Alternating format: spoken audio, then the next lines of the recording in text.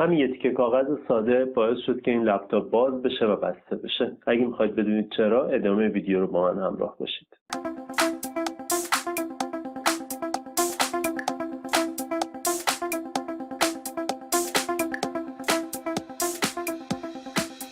سلام، من دردسر کاویانی هستم و اینجا چهارراه کامپیوتر. امروز یه لپتاپ اینجاست که این یه تیکه کاغذ توی فنش گیر کرده بود و من مجبور شدم لپتاپ رو کامل باز کنم، فنش رو تمیز بکنم و کل کیس رو هم تمیز بکنم و دوباره ببندمش. مراحلش رو میخوام بهتون نشون بدم، خیلی هم نمیخوام در موردش صحبت بکنم. مراحلش رو بریم با هم دیگه ببینیم و ببینیم که باز کردن یه دونه لپتاپ چجوریه و بستنش هم چجوریه. خیلی لپتاپ‌های دیگر رو هم من دارم باز میکنم، ولی چون با هم دیگه متفاوت هستن ترجیح میدم مراحلش رو بذارم که اگر یه روزی کسی این مدل لپتاپ دستش اومد و خواستش بازش بکنه، حداقل مراحلش رو و توضیحاتش رو بدونه. این لپتاپ ایسر ایسپایر 4820 تی جی و لپتاپ سختی هم بود از لحاظ باز کردن. باید حواستون به خیلی از قسمت‌ها باشه که بدونید چجوری باید اون رو باز بکنید. مزیتش اینه که 3 تا پیچ زیرش داره و اگه این 5 تا پیچ زیرش داره و اگه این 5 تا پیچ رو باز بکنید، رم و هارد در دسترسه و برای ارتقا دادن یا مثلا دیدن و عوض کردنشون میتونید این کار انجام بدید. ولی اگه بخواید بقیه قطعات رو باز بکنید، لازمه که کامل باز و بسته بشه. موقع باز کردن و بستن حواستون باشه فیشه اسپیکرش خیلی جاهای بدی قرار داره و امکان داره موقع بستن حواستون نباشه و جا نزنید. حتما بعد از اینکه جا زدید یه بار تست صدا بگیرید، همه کلیدا رو تست بکنید، ببینید که کلیدا کار بکنه و بعد تحویل مشتری بدید یا خودتون بخواید استفاده بکنید. حواستون به این نکات خیلی باشه. بریم ما هم دیگه مراحل رو ببینیم و ببینیم که چه اتفاقی میفته.